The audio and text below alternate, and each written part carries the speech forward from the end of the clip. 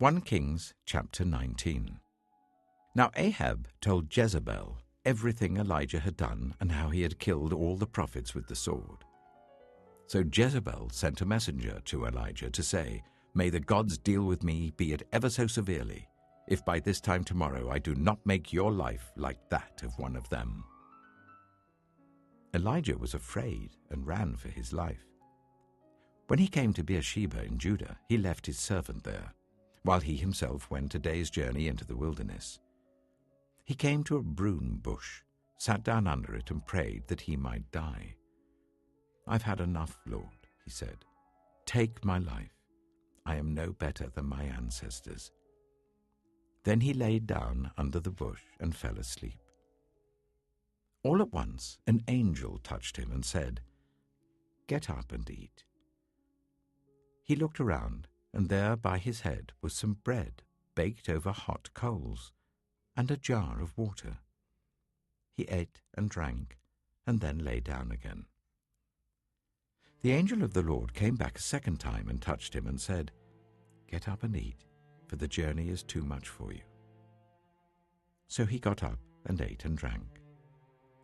Strengthened by that food, he traveled for 40 days and 40 nights until he reached Horeb, the mountain of God. There he went into a cave and spent the night. And the word of the Lord came to him, "What are you doing here, Elijah?" He replied, "I have been very zealous for the Lord God Almighty. The Israelites have rejected your covenant, torn down your altars, and put your prophets to death with the sword. I am the only one left, and now they are trying to kill me too." The Lord said, "Go out and stand on the mountain in the presence of the Lord, for the Lord is about to pass by." Then a great and powerful wind tore the mountains apart and shattered the rocks before the Lord. But the Lord was not in the wind. After the wind there was an earthquake, but the Lord was not in the earthquake. After the earthquake came a fire, but the Lord was not in the fire. And after the fire came a gentle whisper.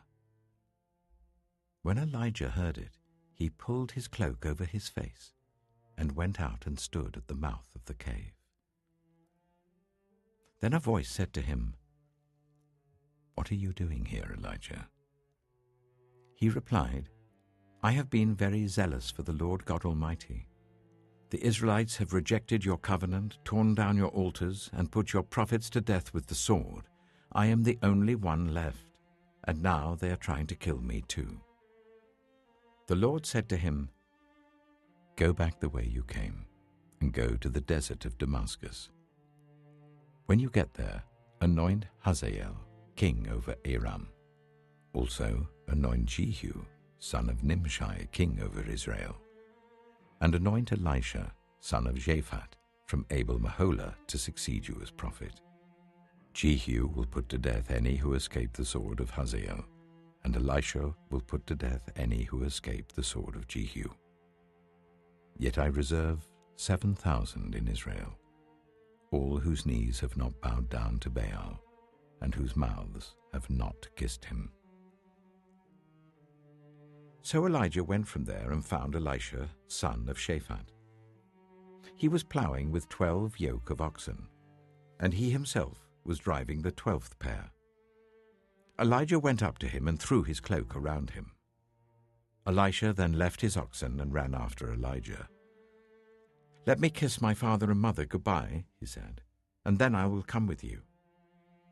"Go back," Elijah replied. "What have I done to you?" So Elisha left him and went back.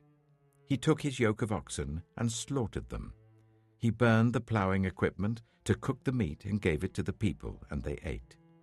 Then he set out to follow Elijah and became his servant.